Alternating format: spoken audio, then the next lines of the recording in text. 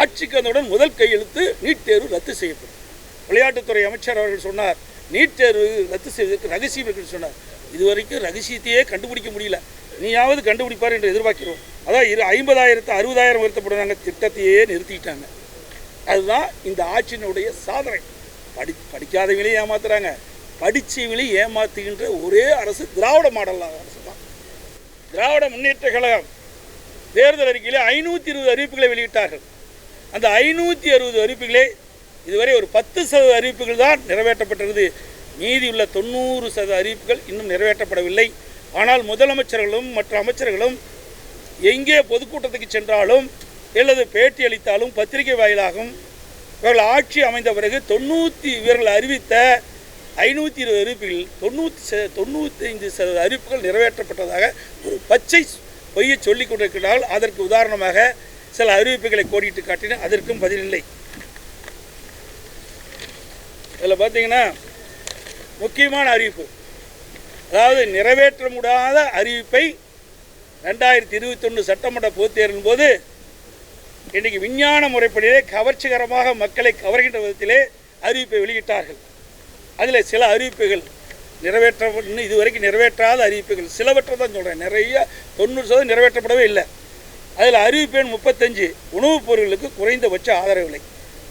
அறிவிப்பு எண் 42 100 நாட்கள் ஊரக வேலை நாட்கள் 150 உயர்த்தப்படும். அறிவிப்பு எண் 75 நெல் கரும்புக்கு அவர்கள் நெல்லுக்கு கூண்டாளுக்கு 2,200 வழங்கப்படும் சொன்னாங்க. கரும்புக்கு ஒரு மெட்ரிக் டன் டன்னுக்கு 4,000 வழங்கப்படும் சொன்னாங்க. இது வரைக்கும் வழங்கலை. நேற்று தினம் அமைச்சர் சொல்கிறாரு, இன்னும் 33 மாதம் தான் இருக்குது, இன்னும் எஞ்சிய பகுதி இருக்குல்ல, அப்போ நாங்கள் உயர்த்தின்னு சொல்கிறாங்க. எப்படியெல்லாம் மக்களை ஏமாற்றம் என்பதை நீங்கள் புரிந்து கொள்ள வேண்டும். அதே போல் அறிவிப்பு 83 காவிரி குண்டாறு இணைப்பு.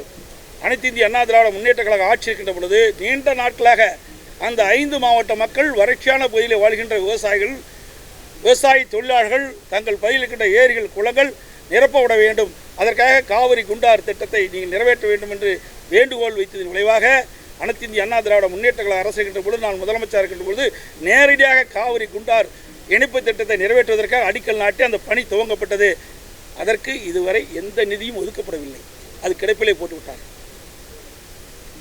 அறிவிப்பு 112 சேது சமுத்திர திட்டம் அறிவிப்போடு நின்று போச்சு. அறிவிப்பு 152 போக்குவரத்து பணியாளர் மீண்டும் பழைய ஓய்வு வழங்கப்படும். இன்றைக்கு போராடி கொண்டிருக்கின்றார்கள். இன்றைக்கு இவர்கள் அறிவித்த அறிவிப்பின்படி போக்குவரத்து தொழிலாளர்களுக்கு தேவையான பணப்பலன் வழங்க வேண்டும் என்று அவர்கள் வாதாடி கொண்டிருக்கிறார்கள். இன்னும் இந்த அரசு செவிசாய்க்கவில்லை. அறிவிப்பு 159 உயர்கல்வி கல்விக்கடன், அதுவும் இதுவரைக்கும் அறிவிக்கல. 160 அறிவிப்பு நீட் தேர்வு ரத்து. ஆட்சிக்கு வந்தவுடன் முதல் கையெழுத்து நீட் தேர்வு ரத்து செய்யப்படும். இன்னும் ஒருபடி மேலே போய் விளையாட்டுத்துறை அமைச்சர் அவர்கள் சொன்னார், நீட் தேர்வு ரத்து செய்வதற்கு ரகசியம் இருக்குன்னு சொன்னார்.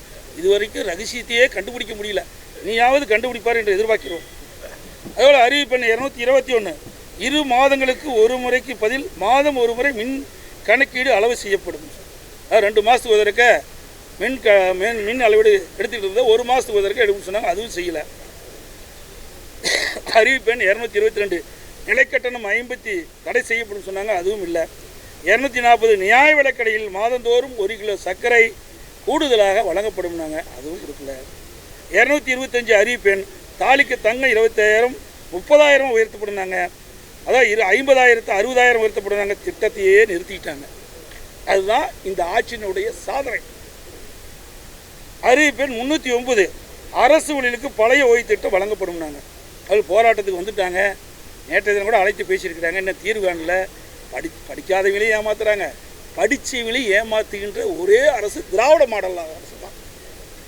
அதோட நான் ஏற்கனவே சொல்லி 468 இந்த கட்டுமான பொருட்களுடைய விலை பற்றி நான் சொல்லிட்டேன். அதுவும் எந்த அறிவிப்பும் அவர் வெளியிடலை. அறிவிப்பு 487 சொத்து வரி அதிகரிக்க மாட்டான்னு சொன்னாங்க. இதில் சொல்லிவிட்டு ஆட்சிக்கு வந்த உடனே வீட்டு வரியை உயர்த்திட்டாங்க, கடை வரியை உயர்த்திட்டாங்க, மின் கட்டணத்தை உயர்த்திட்டாங்க. எதெல்லாம் உயர்த்த மாட்டேன்னு சொன்னாங்களோ அத்தனையும் உயர்த்திய அரசாங்கம் தான் அதிமுக அரசாங்கம். 503 அறிவிப்பு எரிவாயு சிலிண்டருக்கு மானியம் 100 ரூபா வழங்கப்படுனாங்க. கனவுல தான் மக்கள் கட்டிகிட்டு இருக்கிறாங்க, இன்னும் நனவாகலை. அதே போல் அறிவிப்பு 504 பெட்ரோல் டீசல் விலை குறைக்கப்படுனாங்க. இதான் ஆட்சிக்கு வந்த பிறகு பெட்ரோல் மட்டும் கொஞ்சம் குறைச்சிட்டாங்க. அதுக்கு பிறகு பெட்ரோல் டீசல் விலை குறைக்கவில்லை அவர்கள் சொன்னபடி. ஆகவே இதையெல்லாம் முக்கியமான அறிவிப்புகள். ஆகவே தான் நான் சொன்னேன், திராவிட முன்னேற்ற கழக தேர்தல் நேரத்தில் அறிவிக்கப்பட்ட 520 அறிவிப்புகளில் வெறும் 10% அறிவிப்புகள் தான் நிறைவேற்றப்பட்டிருக்கிறது. மீதமுள்ள 90 எஞ்சியுள்ள 90% அறிவிப்புகள் இன்னும் நடைமுறைக்கு வரவில்லை. அதற்கு உண்டான பதில் வெள்ளை அறிக்கை வெளியிடும் சொன்னால் அதுவும் இல்லை. பாதகம் செய்பவரை கண்டால் நாம் பயங்கொள்ளலாகாது பாப்பா, மோதி மிதித்து விடு பாப்பா, அவர் முகத்தில் உமிழ்ந்து விடு பாப்பா. அண்மை செய்திகளை உடனுக்குடன் தெரிந்து கொள்ள இணைந்திருங்கள் இயம்நாடு தொலைக்காட்சியுடன்.